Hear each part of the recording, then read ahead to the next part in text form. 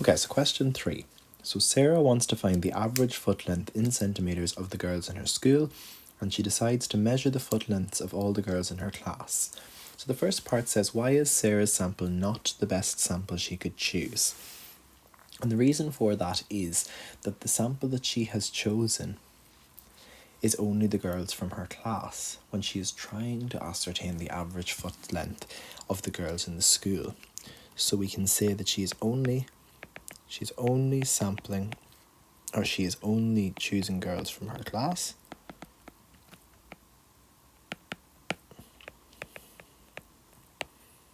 And we could say that that's not representative. If we think about it, if Sarah's example in 6th year, then she's ignoring all of the girls from 1st to 5th year and only taking girls in 6th year. And not only that, she's only using her class. So that could mean that that mightn't even be representative of the whole year. So for part 2, we're asked to find a better sample.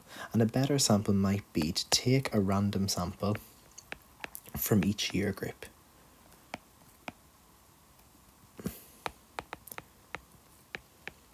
And that way, Sarah will have certain people from each year group, and then she'll be better able to give an overall average foot length for the school. Okay, part 3 asks us to find the mode of the data. We have to remember what that word mode means. So mode is the most often or the most common one. So looking at the data, we have to figure out which we think is the most often, and for this case, it is 25. We can just box and highlight our answer. Okay, find the median. So we remember the median is the middle one when arranged in order. So it's the middle value when your data has been arranged in order. So before we do this, before we work out what that middle value is, we have to arrange these in order. So we'll start with 16 as the smallest value. The next value will be 20. After 20, we can go for 22. And just watching out here as well to see in case there happens to be two of the same number that you'll have to account for, like we had there with 22. 23, we can see comes up twice as well. 24, again, is there 3 times. And then we have 25, there 5 times.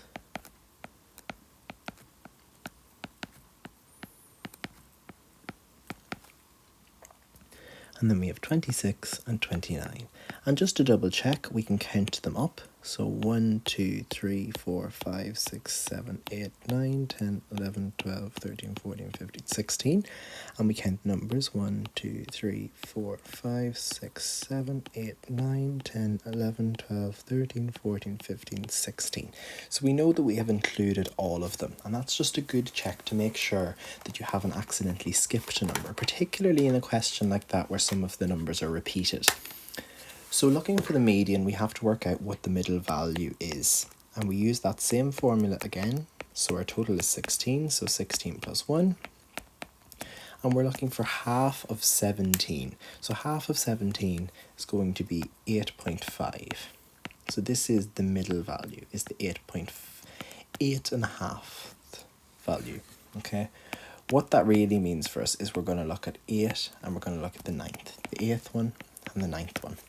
So from our list, we go 1, 2, 3, 4, 5, 6, 7, 8. So we can see the 8th value is 24, as is the 9th value. So in working out the median, we add those up, 24 plus 24, divide by 2, and our answer will actually work out to be 24. So 24 is our median value, our middle value for the data. Part 5 asks us to find the interquartile range. So for this one, we have to remember that the interquartile range is quartile 1 take away quartile 3 take away quartile 1. So the value of the data 3/4 of the way into the data take away the value that is 1/4 of the way into the data. So working those out, we can do it the same way that we did with finding the median, and we will get 1/4 of 17, which gives me 4.25. And I can do 3/4 of 17 here, and that will give me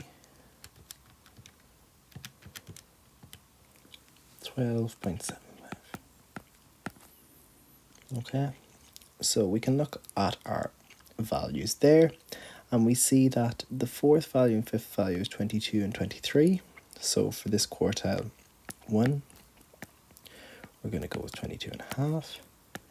And for quartile for this value here, so 9th value, 10th, 11th, 12th, we're going to go with 25. Okay, so 25, take away 23.5, and I get 1.5 as my answer there. Okay, so the range between the two quartiles working out as 1.5.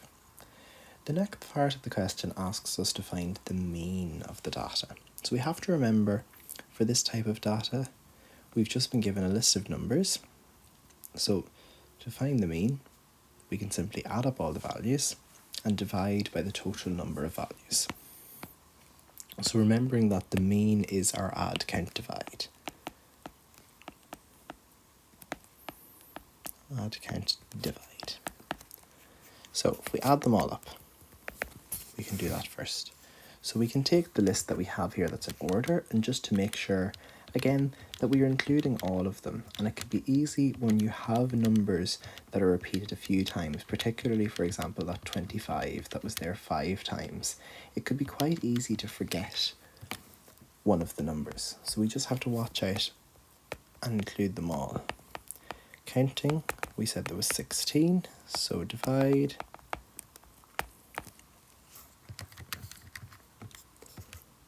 And we get a mean of 23.625.